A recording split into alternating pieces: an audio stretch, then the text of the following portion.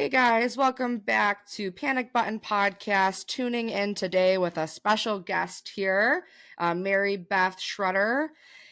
Just gonna do a quick introduction of her and just do a mental health check-in for me. Super exciting stuff this week. The weather here is still super fucking terrible, and I'm just over it. I think next week now we're supposed to get rain, and it's just like rain on top of 12 inches of snow. It's gonna be a disaster. I'm just counting down the days till spring. I'm ready to just be over it. But mental health wise, where are we at? Let's see. It's been a week since we've talked, and things are going pretty well.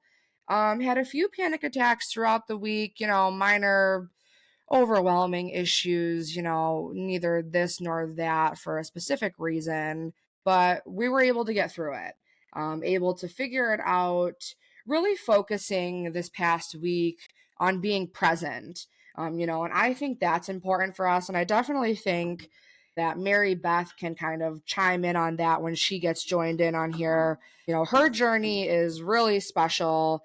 She's a spiritual and transformational life coach. She's also the founder of Day One Life Coaching and the author of Addiction Recovery with the Law of Attraction. And she's also the host of Spiritual Transformation Podcast with Mary Beth. So basically, Mary Beth will help you heal addictions and transform relationships, including your relationship with yourself. And obviously, that's huge. We're here to continue working on ourselves and better ourselves. And her approach is holistic, and her areas of expertise include relationships, marriage, divorce, mindset, happiness, freedom from addictions, optimal fitness, life purpose, and career. So as a professional life coach with years of experience, Mary's Beth life-changing coaching will help you step outside of your comfort zone, and together you will create extraordinary results using innovative techniques. At the end of this, Mary Beth will be able to give you her website information, her email information, Instagram handle, all her social media. She'll fill you guys in. So without further ado, Mary Beth, are you there with us? Hello, I am here. Can you hear me okay? Yes, we are here. Well, thank you so much, Jess, for having me on. It's been so wonderful meeting you and talking to you over this past week. Thanks for the invite. Yeah, absolutely. We're so happy to have you. And you're our first guest on the podcast. No pressure. Wow, no pressure. Right? No Oh, pressure. that's not a big deal for someone with anxiety, right? Right. Getting it off, getting all the nerves and juices flowing this morning. No, but honestly, me and Mary Beth found each other through social media. Her story related to my story, was really interested and thought she could add a lot of value here to an episode for you guys. So Mary Beth, why don't you go ahead and tell us a little bit about your background and kind of your journey with mental health? Okay, sure will. So essentially, I was making a little joke about anxiety because I definitely do have it in me my whole life. I don't really remember not having anxiety, especially social anxiety. But my little joke is I love it now. We can get to a point to where we use it for good. So, did I get a little bit of nervousness before we start this podcast? Yes, but um I love it. Like I've learned to love this.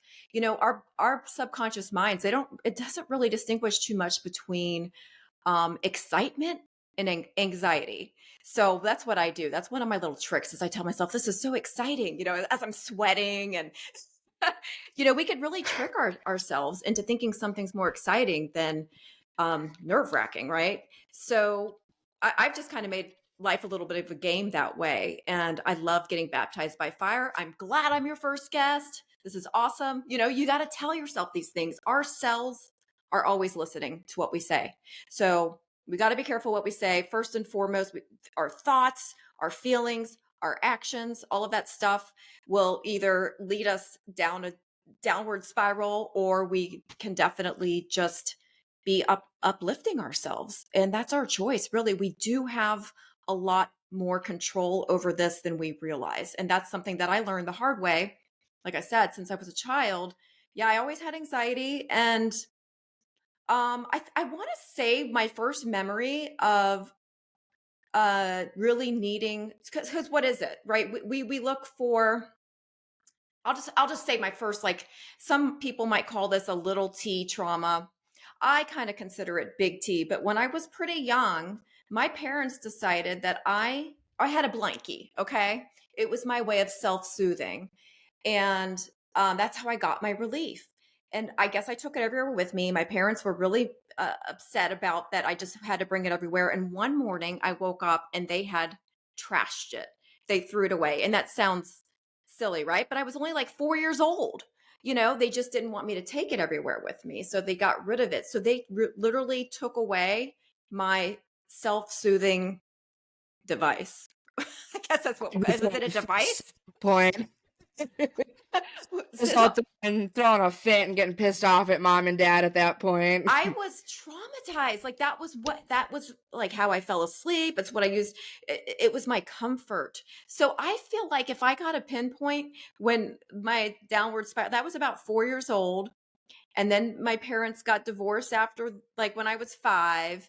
Then I had all these abandonment issues because my little brain, we were little kids. You're like, oh my gosh, one of my parents left. That means my other parent can leave too. And I was very aware, Jess, of how extremely dependent I was on my parents. So that freaked me out. I didn't have my blanket. I didn't have my self-soothing. And I think that's what started, like, my nervous system pretty much being dysregulated for the next, let's see, at least 8 to 10 years. Like, every time my mom would leave the house, I would be concerned she was going to, it was really irrational. I would think that she was never going to come home. I'm going to have to raise myself. In our pre-podcast chat, your blanket, so we're gonna have some grudge holding there. right. And then the divorce, and like, I just had an abandonment fear, and I just, so many things could happen. My mom did get remarried, and then I thought, oh well, she could just take off with him and leave us. I just, or as a kid, we think all kinds of crazy stuff. So I think that's what started my anxiety. And here's what's interesting: I've never had an official panic attack. But my mom's had several, and she definitely kind of conditioned. I think a lot of this is conditioning, because my mom was full Italian. She passed away a couple years ago, actually, on Christmas Day, so awful. But she was full Italian, and in this culture, let's say it's normal to worry. It actually means that it shows that you love the other person. That's like the conditioning. That's like, kind of like, I actually dated a guy who was full Italian, and I'm only half. Okay. So I didn't get all of this. I only crazy at this point. Yeah, I'm only half crazy. So I date this guy who's full Italian, and I remember this. I'm not really a jealous person, and he took that as me not caring for him or loving him. And I was like, what are you talking about? No, I just trust you. I just trust you. And so it was Like, that's a weird concept. that's it. But it's a real thing. Like, sometimes, like, people think that worrying could mean that you care. Like, are you home yet? Are you okay? Like, if you don't ask, then you don't care about it. That's, a lot of people think this way.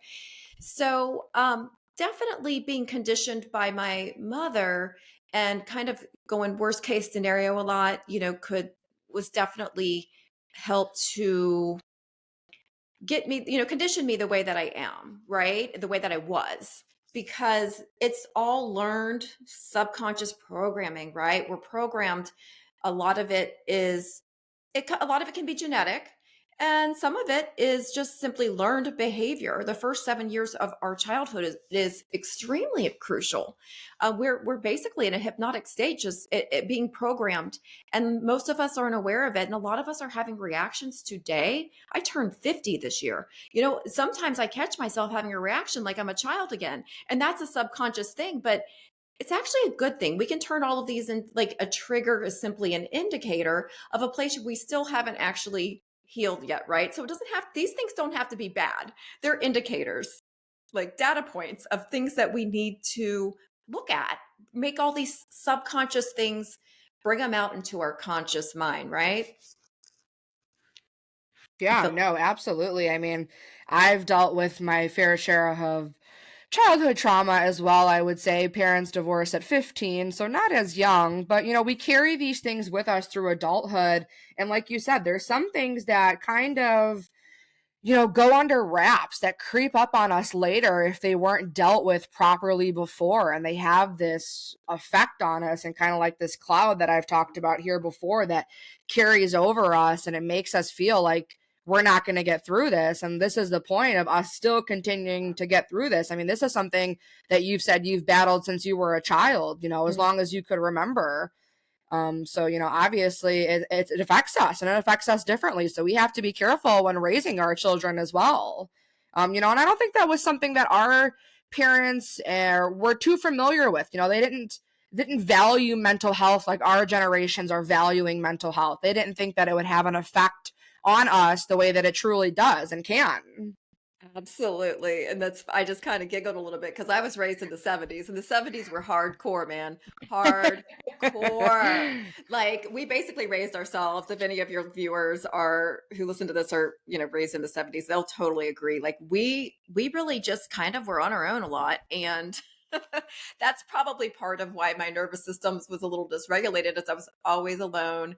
So many I mean, just really way too young. We would just our parents didn't know where we are most of the day. We would just come home at night. And like I was really young, just out on my own all day, every day. We would just find other kids to play with. That's simply how it was. It didn't mean we had bad parents, but like you said, it was different. And like with the blanket thing, and that is funny because I have a son. He's about to turn 21. But when he was little, he had a blanket. So what do you think I did? I had learned, like Don't touch the blanket, mom. I would never do that to him. He had stuffed animals, way too long, kept his blood. But you know what? He got rid of them when he was ready. He did it on his own. It just kind of just became not a thing anymore. And he were they were in his closet for a long time before I ended up eventually giving him away. But I never would have taken him away. And that's kind of because of my own little trauma. And it sounds so silly to think that's a big trauma, but I actually think traumas are like I'm sure you've heard we can't compare traumas, and it's perception. So it's the meaning that we attach to things that really matters more than anything, more than the actual event. What meaning did we attach to it? Well, I attached that I wasn't safe anymore, which is a pretty big meaning for a 4-year old, right? Yeah, right? When you're not supposed to be worrying about those things, and look at the effects they have on us later on. And yeah, it definitely changes your whole persona. You kind of grow up with that instilled so young. You almost knew no Absolutely. different. You're right. I didn't know any different. And that's an interesting point too, because I have friends who like today would be like, "Oh, I remember going to your house. We were always scared." And I was like, "Really?" And that's not when I go to their house, it was so different. Like, their mom was always home. I had a single mom for a while, and and their moms were home, and they would like bake us cookies, and we were just kind of fending for ourselves at my house. And I was like, "Okay, well, this is making so much sense as to why my nervous system was a little bit of a wreck." And but I have that's what I want your viewers to know is there are ways out of this, and definitely I'm not opposed to medications or not. I mean at all. Um, but I've been on anti-anxiety medications, especially when I was going through my divorce and I couldn't sleep. And man, getting off of that was rough for sure. I didn't really wean my way off, and I don't recommend that. Definitely wean your way off of things, but holy crap. Um, I was on anti-anxiety meds like Xanax and then clonazepam. I was on that, that's been what year would that would have been probably I haven't had anything since 2010, and here we are in 2024. So it's been a while, and I definitely have learned how to manage this and without any medication and talking myself out of things. A lot of this stuff um one negative thought leads to another. And as a law of attraction coach, like you mentioned in the bio, it's so important to monitor our thoughts. That's what I meant earlier. Is like we have a lot more control over these things than we realize, and it all begins healing in general begins with self awareness. right? Like once we are aware, and with our subconscious mind, by definition, we're not aware of it, right? So that's why it takes some work. That's why it's called doing the work. We've got to bring this stuff out to our conscious mind where we can actually heal it, right? And that's what's really important about, just kind of digging in, paying attention, monitoring your thoughts, catching yourself. Like we all have good days and bad days. And in the law of attraction, we call it an emotional guidance scale. Okay. So at the top of the scale is all the good feelings of joy and happiness and love and all of this stuff. And then at the bottom would be, the very bottom is like fear, grief, depression, all of the, so we've got the love based versus the fear based. And it's not that I never, ever, ever would recommend uh, positive vibes only. That mentality to me is very toxic. And a lot of law of attraction teachers, I see them out there and I hear them, and it disturbs me because they're literally teaching suppression. They're teaching denial of your feelings. And when we stuff our feelings down, they're still there in our body. And that's what causes a lot of disease. Or some people say dis-ease in our bodies. And so stuffing it down is not the answer. Paying attention, using that emotional guidance scale, using your emotions as indicators, like I said, like as signals of, okay, what do I need to do differently? That's what I mean by catching yourself, because those negative thoughts, one does lead to another. But the great news is a positive thought leads to another. It's energy, everything's energy. And so that attraction is real, that with the thoughts and emotions are manifestations. A lot of people don't realize that. And how we feel right now is a manifestation of our thoughts that we had prior, if that makes sense. Yeah, no, no, absolutely. I mean, and I've kind of mentioned before to some of my viewers here on the podcast, just making a joke to them, like, you read that quote that's like positive vibes, and it's like, it's unrealistic. And it's teaching us unrealistic expectations that everything is going to be okay if we go with the flow. It's Mm-mm. really unraveling these issues, unraveling our thoughts, our traumas, everything in order to get down to the root and to overcome it. Because if we don't overcome it and we don't face it, that's when, like you've mentioned, that we're suppressing our feelings, it's adding on, and it can spiral into more than anxiety. Anxiety could lead to a ton of other things. So really facing those things head on and knowing you can face those things head on and knowing how to face those things head on, that's huge. Absolutely, you nailed it. It's so important. Could you imagine if I was positive vibes only, like for real? Like, how do I even have a client? My clients are coming to me because they have issues or problems that we need to solve, and with as a coach, I see my clients. We work together as partners, and as long as they're committed to transformation, because that's what I consider myself, a transformational coach. We work together and we solve these problems. Can you imagine if I'm telling them, oh, no, no, no, don't say anything negative, positive vibes only. That's so great. Right? It's just, again, I think that we get like all of these quotes and things shoved in our face that, positive vibes, be happy, this and that. We're not wired that way. We're meant to have bad days. We're meant to Yes. go through the trials and tribulation that life gives us. And like we've said again and again, you're just suppressing those feelings when you're not facing these things head on. In the spiritual community, we call it spiritual bypassing, where you're just bypassing, you're just trying to pretend and just put that happy face sticker on and kind of hope nobody notices. But Usually my stickers look like they're scared, so they're like, well, "Oh shit, something's gonna happen." that's better than the fake ones. In all honesty, it's better to just be authentic with ourselves, and because we can't really trick ourselves, and in all honesty, suppressing that stuff. I heard, are you familiar with Gabor Mate?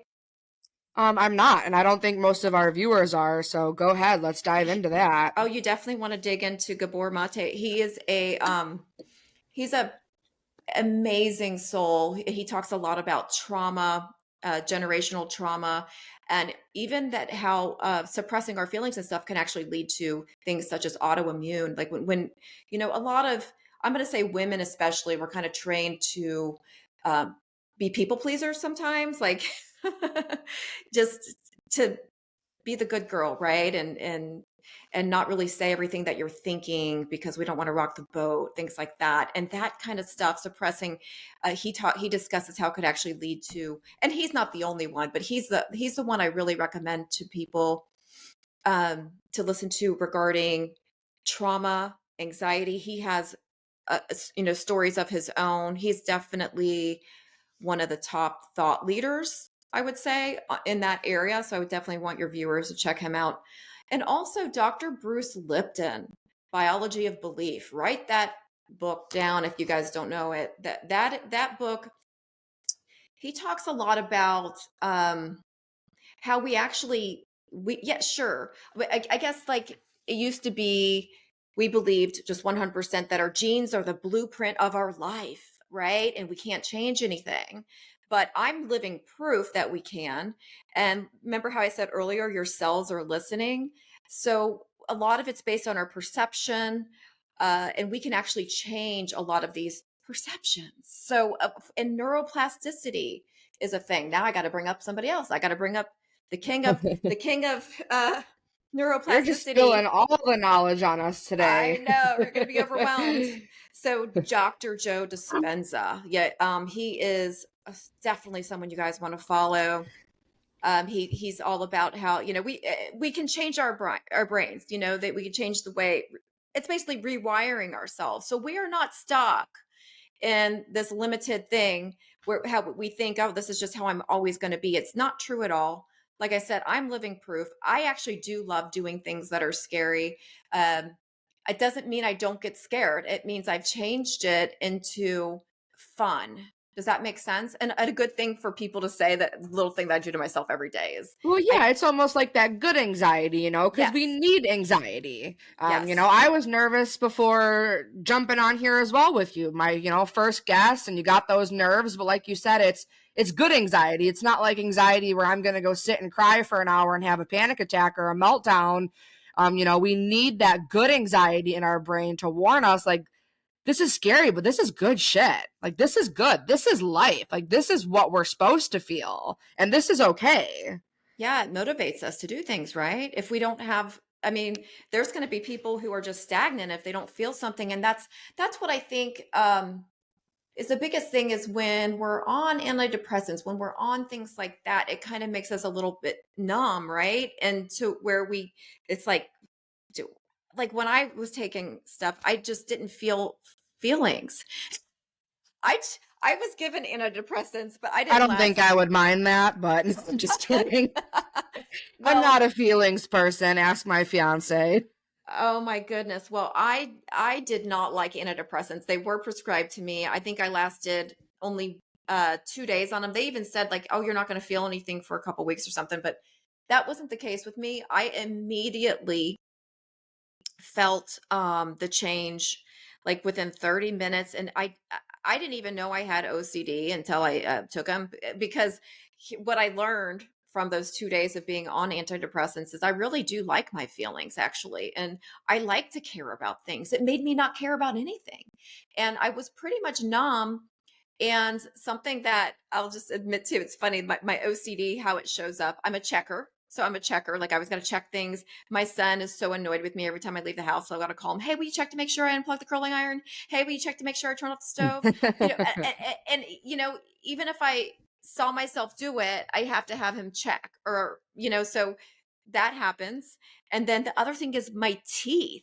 Now, this is a rational fear, you guys, because I have really tight teeth, and I really do get, like stuck in them, so I noticed, so this was so many years ago. What did I say? Like 2010 or something. I noticed that like I quit checking my teeth, and I didn't even know I was checking my teeth all the time until I quit. Does that make sense? Like Yeah. Oh, it's yeah. like banging your head against the wall and you didn't notice you were until you stopped and you're like, oh, this feels better. So there was a relief there, and to not be a checker. And like, oh, the other time the checking comes in is when I'm like traveling. Okay, I got to keep checking for my. Okay, what do I have this in my purse? Do I have this? Am I bringing this? I just keep checking and checking and it's maddening. It's crazy. So I just don't know how to fix that one. That one's not one I've been able to master. I just think it's part of my soul. My human design is Right. We'll keep that one. That one's fine. That one's it's keeping us, harmless yeah, it's keeping us sane. and actually safe, because it would be pretty bad if I left the stove on, right? So Right? we're gonna count that one as a good one. Right. No, absolutely. So, kind of like moving into some other things here. Do you necessarily think, I know that you and I have spoke before, and obviously you've dealt with anxiety and you've dealt with other mental health issues. What other mental health journeys have you experienced? I think that I just never even thought I was depressed because I spent most of my life self-medicating with one thing or another, whether it be food. So I've had definitely I can see clearly now that I had food addiction. I would use food because that's like we talked earlier. When we have an addiction, we are simply trying to self-soothe. We are simply trying to find relief. We are trying to comfort ourselves. So it's crazy to me that it's criminalized. I think it's awful that even alcohol, right? That because it's a mental. I do think drinking every day it's self-medication. That's a mental health issue. Like why do we need to drink every day? Well, in society, it's not even looked at as a mental health issue. It's just so socially acceptable where everybody drinks. So now guess what? I've been sober for 4.5 years. And guess what? Now I'm considered the weird one. Now I'm Oh the yeah. oddball. Yeah, Now I'm the crazy something's one. wrong with you. They're going to ask you about that now. And the reason I quit drinking is, I never had a rock bottom. I definitely had dark night of the soul. I had a lot of dark nights. But like I didn't get in this horrible wreck. I didn't hurt anybody. It didn't destroy a relationship. So that's what I mean. But I definitely had many, many bad nights and many failed attempts at trying to quit alcohol. So this was over 3 decades long of an addiction that I didn't know I was having. I didn't know I was addicted. Essentially, because I compared myself to everybody and where everyone was drinking as much or more than I was. So how do you even know you have a problem Right, absolutely. when it's the norm? It's Right? more normal to have this addiction. It's the only thing. Alcohol, you get questioned for not doing this drug instead of Absolutely. no one asks why are you doing it? What makes you Right. It's feel why like are you you need to. not? Yeah, like What do you mean nobody's you're not like. drinking tonight? So I did start, Jess. I started asking people that. Well, why do you drink? Instead of like they say, why don't you drink? Well, why do you? Yeah, yeah. And they're like, because it's fun. I'm like, but is it though? Is it though? Because I do think it's fun, but so temporarily compared to um the next day. So I also as a life coach, law of attraction especially, I just know how important it is to set yourself up for success and to try to be have clarity, feeling good. The better we feel, the better our thoughts are going to be, the better actions we're going to take. We're going to set ourselves up to just live our best lives. So I just don't think alcohol can help anybody do that. In fact, for me, it was 2 steps forward, 3 steps back all the time. So the reason I quit was I was tired of feeling like shit. It was messing with my sleep. Like I said, I turned 50 this year. It was definitely messing with my hormones. And you guys, I mean, whoever's listening, I don't know how old you are, but if you've got imbalanced hormones, there's nothing that's going to mess you up more than alcohol. Alcohol will imbalance every system in your body, and a lot of mental illness is being depleted of nutrients. And it's already hard enough to get nutrients these days because our environment's so toxic and our soil's depleted. And then you're going to drink alcohol, something that like literally removes nutrients. Like magnesium is so important for mental health, and just that we got to have the body mind spirit balance in order to feel good. Our it's all connected. That's why I'm a holistic coach. We got when I have clients, we work on all three of those. And when one's out of balance, you're just out of balance in general. So it's just it's just one of those things. My sleep, I thought that I was an insomniac, Jess, like most of my life. Well, guess what? I quit drinking, and that I could totally Ta-da! amazing. It's because alcohol, are we allowed to cuss on here? Oh yeah. Okay, alcohol fucks with your sleep. You do not have a good sleep quality if you are drinking, people. I don't care what you tell yourself, you're just passing out. Sleep quality is different than being passed out, okay? They're two different things.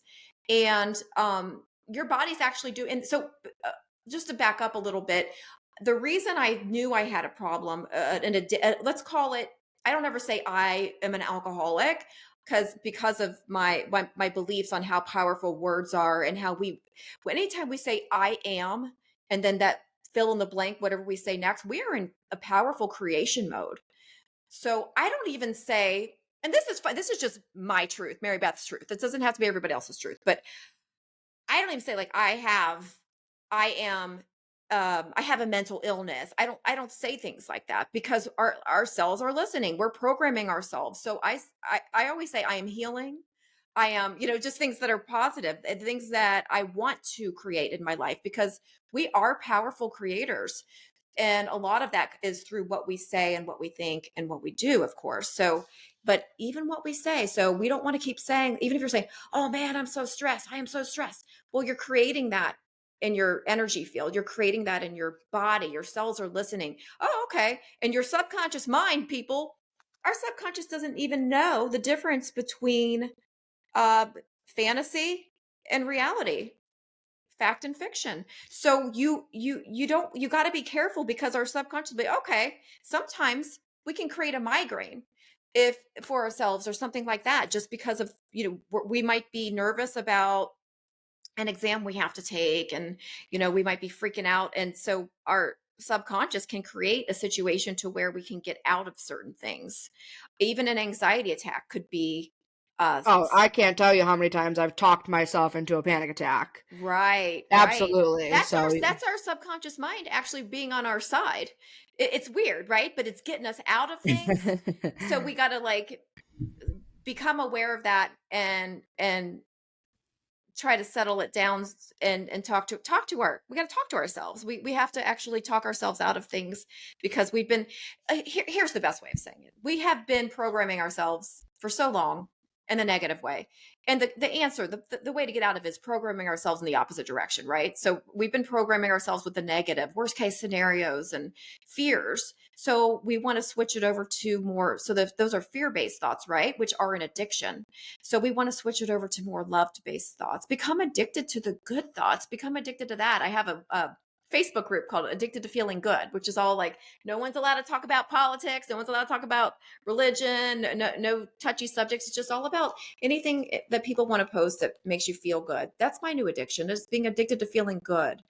And so back to, I just interrupted myself. So which happens. I'm a tangent queen. So when the addiction thing, so I don't say I'm an alcoholic ever. I say, I used to have an unhealthy relationship with alcohol. And now I don't. Now I'm abstained from it. Now I have no relationship with alcohol, other than helping people, get out of that nightmare if they're stuck in it. But I don't have a relationship at all with alcohol anymore, and it's a beautiful thing. And I'm so thankful that I went through everything that I did, because I wouldn't be able to help other people if I didn't. And I do want to say, if anybody's listening and you're in AA or any kind of 12-step program, I think those programs are amazing. I know they have so many of those steps are so powerful. And also just having a place to go when you used to, go to happy hour maybe, and then now you're going to a meeting. That's wonderful. But for me personally, in my belief system, AA didn't fit in, because in order for me to change, and this is part of my coaching too, is and this was what Dr. Joe Dispenza is going to teach you guys. If you guys look him up, he's one of the people I mentioned earlier, is no one really changes until they change their identity. And you don't change your identity until you change your energy. So when I finally quit drinking alcohol, and I had attempted to many, many times over the years, when I finally quit, I knew that I was done. Like, there was an energetic shift that occurred that had never occurred before.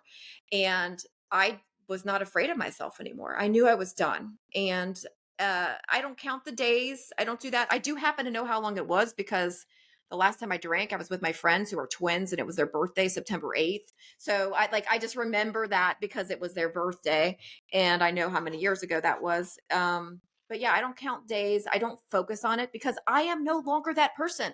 I am not the girl who's going to be ordering red wine at lunch anymore and or drinking a beer for breakfast because I'm shaking because I drank too much the night before. So I'm not that person anymore. And oh my gosh, Jess, one time, I'll just tell an embarrassing story. I this is when I really this was a big wake up call for me. Like I was only going to have one or two drinks, promised myself, and I went out just to dinner, and then I end up buying another bottle of wine on the way home. And I drank it all, and I think I had something else, probably had something else too. But anyway, I was feeling so awful the next morning. It was really important day. I had things to do. So, but I was like shaking just because I drank so much, and it was more of not a physical. It was more my nervous system. Okay, because I would get anxiety, and I'd been up since the middle of the night, and I didn't have any more alcohol at home. So I go to the grocery store because I was so anxious, and it's called hangxiety. That's what we call it, hangxiety. I go to the grocery store, to buy a bottle of wine, which you could. It was like 8 a.m. or something. And I also bought a gift bag because I was so embarrassed. Like, oh my God, I'm having to buy a bottle of wine at 8 a.m. And I was shaking and I was paranoid. Everyone's, judging me, yada, yada, yada. But that was one of my like big wake up calls like that. How embarrassing is that? So I bought a gift bag for myself just because I wanted to make it look like I'm buying it for a party I'm going to later. Oh, sure. So that, Hey, it happens. yeah, exactly. So that was just like a indicator. We'll call that an indicator of you might have a little bit of a problem. And yeah, once you figure out that hair of the dog that bit you, and you can drink in the morning and feel immediate relief, and that's what it is. It's self medication, right? So that was my way of soothing my anxiety for all these years. But the last 4.5 years, I tell you what, I've had a lot of, like I mentioned, my mom dying. She went through the whole cancer thing. So having to be a caretaker for my mom for a while before she died. I've had a lot of things. We had the COVID, the whole COVID thing, It is the COVID. We can call it the COVID the because COVID. that took a lot from us too. Side note, we won't Oh get my into that gosh. rant today. I'm so glad that I quit drinking, Jess, before Could COVID you because I imagine? would have been a disaster. I'd be dead. But at the end of the day, right, like so there's been a lot of traumatic things and I'm just so proud of myself that I dealt with them sober. Yeah, Who and you knew? should be, and you should be. We are allowed to give ourselves grace and be nice to ourselves and reward ourselves. So you should be proud of yourself and what you've overcome, and it's incredible. Your story is great. A lot of people can relate to this. Where unfortunately sometimes anxiety may lead to something else. And in this case, that something else was addiction, that's what we could Yeah. say. Numbing Um, out. And when sometimes numbing out are other things and like just watching Netflix and just not really participating in life, just having like a low level um like depression almost because you don't want to leave your house because social anxiety was really big for me. Like I started drinking when I was gosh, I was on vacation with a friend and I think I told you the story before the podcast on our pre-chat, right? I went on vacation with a friend and her family, 11 years old, and they were pretty lenient. They just had like they were never in the condo, they were out and so she and I see all this alcohol sitting on the counter, the kitchen counter of the condo that we're staying in and we just had our way with it. And I just remember thinking, and wow, this is the answer. This is it. Like, so I was hooked the first time. And I think we hear that a lot with, you know, people who have that a tendency, we'll call it a tendency towards addiction. And the food addiction usually goes hand in hand. I don't meet many people who had a problem with alcohol that also didn't have some sort of strange food relationship also. Sure. No, I mean it makes sense. You Hmm. know, it's we're not limited to what we get addicted to, unfortunately, and we're in a world of opportunity where, you know, you find that vice and you're hooked, like you said. And Absolutely. Yeah. And it's all just, I just really will be excited when people can wake up to this and be like, gosh, number one, it shouldn't be criminalized. It is awful that people will get in the car and drive. Thank God for Uber these days, though. Like I honestly, there were times I just got. Oh, I did get a DUI once. I did, back in 2008. I was one of those who learned my lesson, though.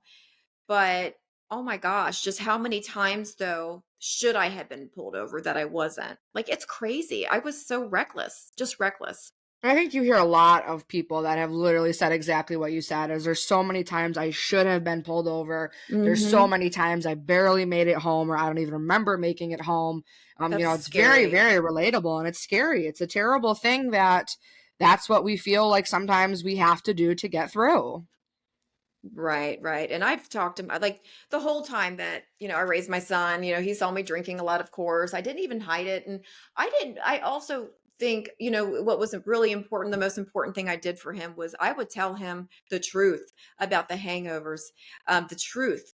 When I didn't feel, I was very, very honest and transparent with my son. And guess what?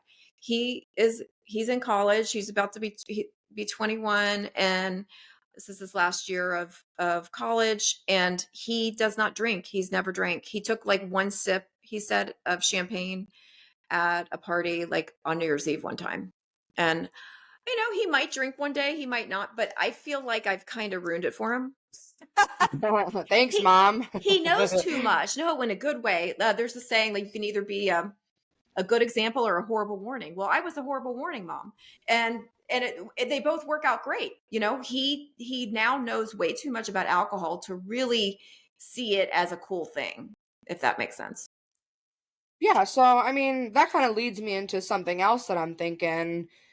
You know, do you think addiction and mental illnesses are hereditary in any way, shape, or form? I do. I think it's a lot more than that too. Like, there are actually studies that show that like ancestral trauma, like, so that the trauma effects can actually linger in your biology. So someone could have the same, like, biological markers, even though they didn't go through the trauma. So there is a DNA, it's generational ancestral trauma. I would look into that if anyone's interested. That is a real thing. Gosh, there was a study. Let me see if I can see it on the title of the study. Um, on PTSD, right, which is trauma, right? So look this up on YouTube. Anyone who's interested. Study finds PTSD effects may linger in body chemistry of next generation. That one I remember is about, like, they're talking about Holocaust survivors in the beginning, at least, and how even though the children had a perfectly normal, even comfortable life, they still would have anxiety, just natural trauma, anxiety, Sure. nervous systems dysregulated, um, for no reason. But then it turned out that these studies show, and I would just really encourage people to, it just how it alters your body chemistry, even though you're not the one who went through the trauma. And so, being the spiritual woo woo person that I am, and I've had autoimmune issues. I went recently to an energy healer, and this could be something that we could do for PTSD. There's all types of modalities, right? This was the one that I preferred, but she found my autoimmune from 3 generations ago. That's how it started. It's how it got in there, and she removed it. So right now I'm like, well, let's see what happens. That's interesting. Like, maybe I won't get any more, because it's usually something that's in you and then it gets triggered, right? You get Sure. autoimmune responses. So there's something that reactivated it. And I've had it my whole life. I've had little things here and there, but then something reactivated it a few years ago. So I'll have to update you and see how that goes. So far, so good. But Yeah. I like that. I like that you could just like remove that energy. Let's just go to an energy healer. But Right. so that, but I also, like we said earlier about my mom, a lot of it's conditioned, a lot of it's vibrational, a lot of it's subconscious programming, a lot of it's environmental. So I mean, I think it's all the things. It's how much work we do on ourselves. I don't think any of us are doomed, even if our parents went through incredible traumas, which most of our parents and grandparents did. It's not only our parents, by the way. You know, I don't think anyone's had two generations back who hasn't dealt with major trauma. You know, there's the world's actually getting better. It seems like it's not, but it's just we have more awareness than we ever did. And so we hear about it constantly because of the internet and the media and it could I Yeah, would they're that evil in the world. I'm going to tell you what, if you guys have a tendency for anxiety and panic attacks, which I'm sure you would not be listening to this if you didn't, you got to quit watching the news. Part of environmental stuff is what we're paying attention to. What are you focused on? Like everybody's going to be depressed and anxious if you're watching the news. I'm not saying bury your head in the sand, but I'm I saying, don't even have cable, so right, well, that's good. So what do? Just stream stuff like on yeah, Mhm. because it is very environmental factor, like you've said, it's what our children listen to, it's what we listen to. They don't show on the news the great things that happen. I'm from the Midwest, and they don't show us the great things that happen in the cities. They show you the shooting that killed a 2-year-old girl, or Mhm. the car accident where someone was plunged out of the car. These all affect our state and our mind, and Our we it's energy. just Yep. it's just right, it just does no good. And the older I've gotten, I don't want to be surrounded by it. There's so much negativity out in the environment and social media. And I think we've talked about it before. Social media is kind of an addiction itself. We have 100%. so many of these things that could be labeled as addiction and that we fall into, that all tie back to, how is this affecting our mental health? Are we setting ourselves up for success to have a clear slate every morning of, not like positive vibes like we've said, because it's unrealistic, but of I guess the best way to say it is just like a mind that's clear, ready to take on the world. Well, and Do we have a I do clean try for slate? positive vibes. Yeah, exactly. And every morning, we do have a reset. We have a clean slate every morning, and it's that first thing in the morning. If you start thinking the same thoughts that you had the day before and the day before, that's why nobody's life changes. You really got to start paying attention, because most people are living on autopilot. Most people are the reason their life never changes is because 85% of their thoughts are the same shit different day, and they never change them. Some people say it's up to 95% autopilot. And I then believe it. I totally yeah, believe yeah, it. you're just kind of just on this We're mode. coasting, we're coasting. We're not doing things that make us happy as much. And, it's either because we're scared or whatever type of factor falls into that. But yeah, it's work home, work home, work home. We're not finding a healthy balance anymore, and we get trapped, especially in the winter. Why do we think it's such a huge, seasonal depression? It's real. It happens. We fall into these bad habits, and it's just, we gotta break through. We gotta find how we can get through. Right, exactly. And then you know what I think it is? I think it was Bruce Lipton. It says 95% of our thoughts are repetitive, and then 85% of those thoughts are negative. So then we wonder why we're depressed. I mean, we're living just predictable life every day. We don't wake up to anything new. So that's the thing, is to catch yourself. You got a clean slate every morning. And I do try to be positive. I'm not anti-positive vibes. I just am not positive vibes only. I actually try to stay as positive every day as I can, because I'm not going to be any good to anybody if I let myself go down a downward spiral every day. I catch myself. I react to a lot of things. I can be negative, but I get myself out of it very quickly, and that's just practice, practice, practice. So that's the key, is self-awareness first of all, catching yourself, and then practicing how to get out of it quickly. So I don't stay in a bad because that turns into like your personality eventually. First it's a mood Oh, and sure. a mood and attitude, then it's your personality, You and then get used to it, that's your right? fucking identity. Next thing you know, now you're just an asshole. Right? Right. So Right. So we gotta I prefer a panicky asshole, but a panicky asshole, right? So the thing is we do need to have take that self accountability for ourselves, that we do have a level of control over this, and that's not taking away from any trauma that anybody had. It's just we get to attach the meanings. We get to actually decide how these things in our past affect us today. and 100%. and I think too, like I know people who actually will, they choose to never change. That's their identity, a trauma that happened when they were children, and they actually don't want to change, because then who are they?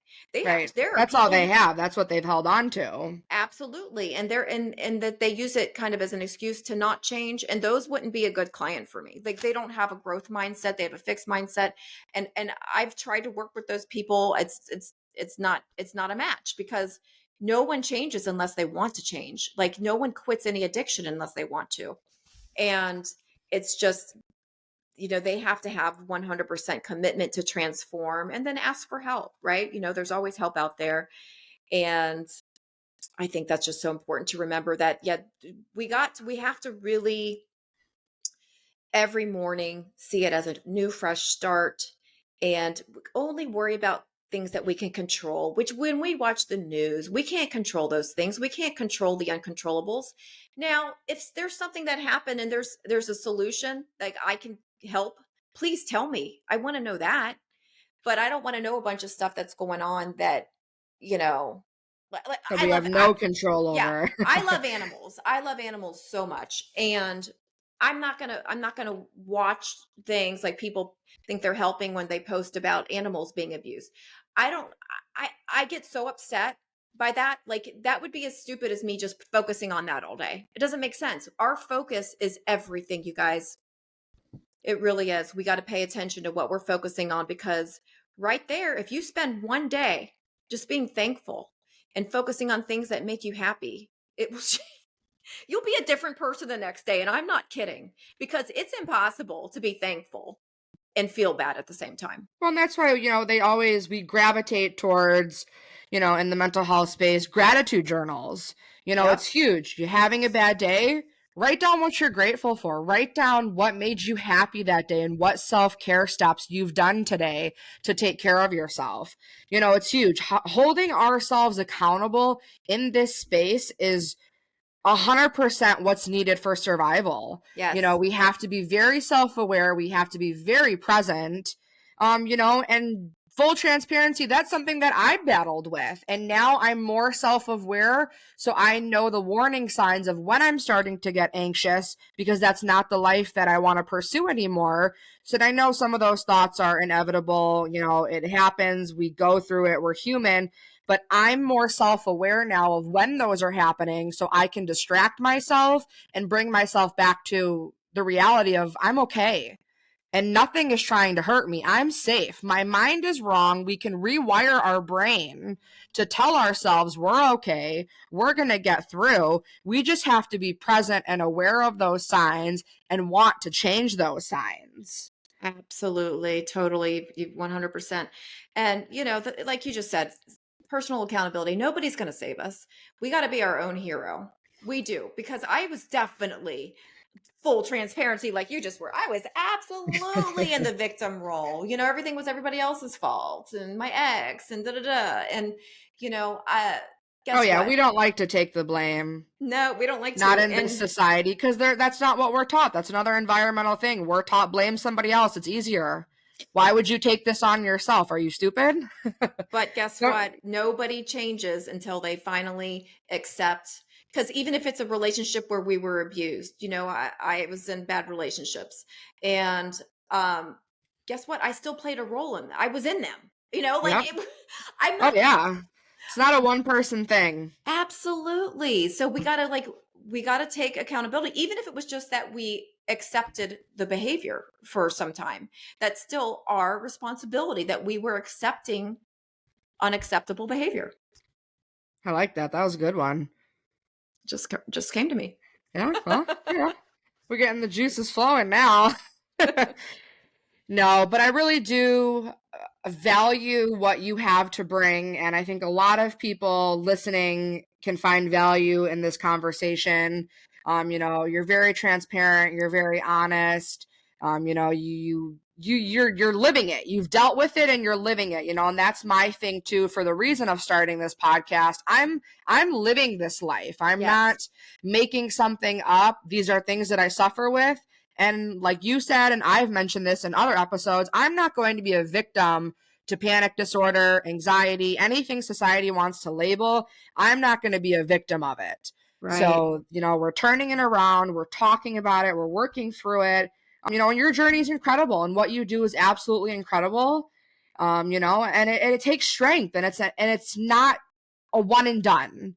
And I think that's what people need to understand in this space It's is it's daily daily. work. Exactly. It's Hmm. proactive work. It's being accountable. It's holding yourself to a higher standard.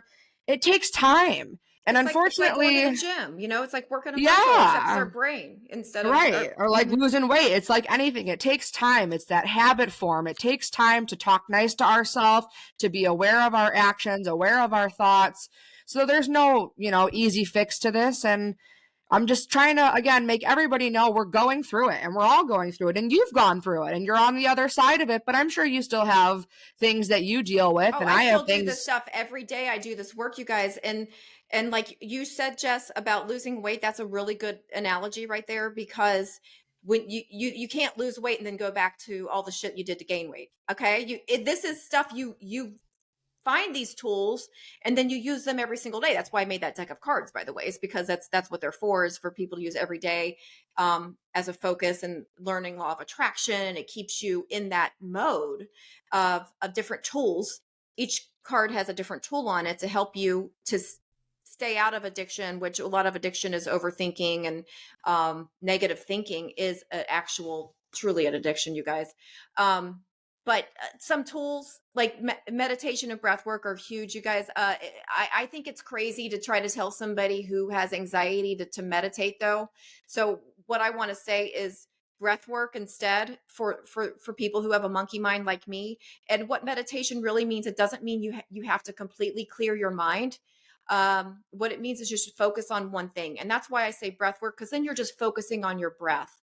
And everybody can do that. It doesn't have to be perfect. You're going to have weird shit pop in your head while you're trying to meditate. Everybody does. I have the weirdest things. Like, am I a little crazy? But yeah, definitely breath work instead of just trying to do a quiet meditation, or even guided meditations help me. If somebody's talking, it gives me something to focus on besides my own thoughts, my racing thoughts. So those are two tools. Like, I think breathwork and meditation, or breathwork meditations, combine them every day. If you can do that, it doesn't have to be a long time. Don't make it something that's going to another thing that's going to be an obligation to cause anxiety. Do it like as a celebration, that, oh my gosh, I get to do this. This is so awesome that I get 10 minutes, 10 minutes, 10 minutes a day. Make that, and then you might end up doing it longer, but you don't have to. That's really all you need. Yeah, and that's all it takes, and that could make or break your mood. It could change your day. It could change everything around. Yeah, I like doing it I first thing in love the it. morning. First thing in the morning while I'm still in bed. It sets your day up. Yeah, no, I could definitely agree with that. I'm trying to dabble into that space a little bit because, we got to try things to see if we like them, and if we don't try it, we'll never know. So that's huge too. Don't be scared to try it. I never thought I would even be a yoga person, and I got a yoga mat for Christmas. So, Now you're going to just be a yoga yeah, person. now I might be one of those yoga people. So, you just don't be scared to try these things. You might fall, it might not work, but you get back up and we figure it out. Exactly. But Mary Beth, we appreciate it so much. And I really appreciate all of you for joining and listening. And if you want to talk to Mary Beth more, she can provide all of her social media information.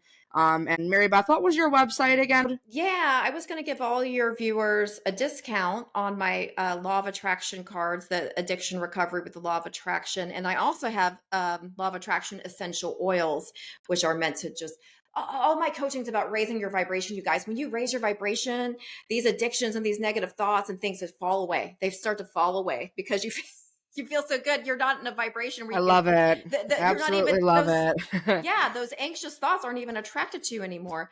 But so day1lifecoaching.com, DAYONE lifecoaching.com. And the discount code is going to be panic button, all one word, panic button for the show. And that'll give you $10 off. Awesome. Super exciting stuff here, guys. Again, super appreciative of Mary Beth for joining this, and just kind of wanted to give you guys a quote to leave with. I know we say quotes are cheesy, but they help us get through. So mine for the day is, when your mind wanders, bring it back and breathe deeply. And, we're not going to push that panic button. We're going to figure it out. Thanks again, Mary Beth, and thanks to all of our Thank viewers. you.